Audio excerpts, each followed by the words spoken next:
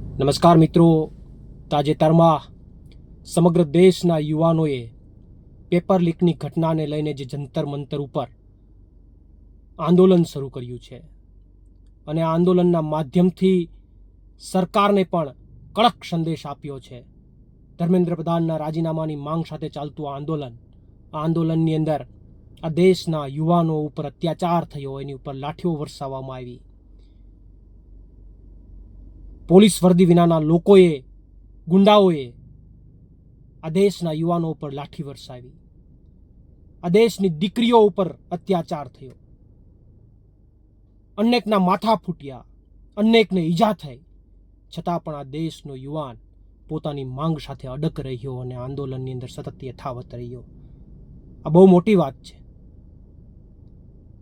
આ જમાનાની અંદર આવી બધી પરિસ્થિતિઓનો સામનો કરીને પણ સતત અડગ રહેવું એ બહુ મોટી વાત છે. ત્યારે હું એ દેશના યુવાનોને બધાને અભિનંદન પાઠવું છું, આભાર વ્યક્ત કરું છું.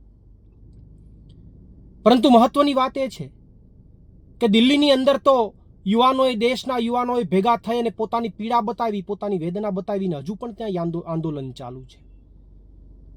પણ કદાચ મારું તો એવું માનવું છે કે આપણા દેશ કરતાં પણ સૌથી વધારે જો પેપર લીકની અંદર કોઈ રેકોર્ડ બનાવ્યો હોય તો એ ગુજરાતમાં બન્યો છે. ગુજરાતમાં લગભગ કોઈ પરીક્ષા બાકી નહીં હોય કે જેનું પેપર લીક ન થયું હોય, પેપરમાં કૌભાંડ ન આવ્યું હોય. એના માટે અમે અનેક વાર લડ્યા છે. હું વર્ષોથી પેપર ફૂટવાની ઘટનાઓને લઈને ગુજરાતના યુવાનો માટે લડતો આવ્યો છું.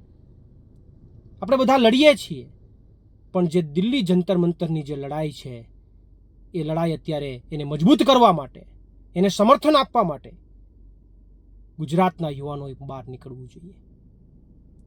ગુજરાતના યુવાનોએ પણ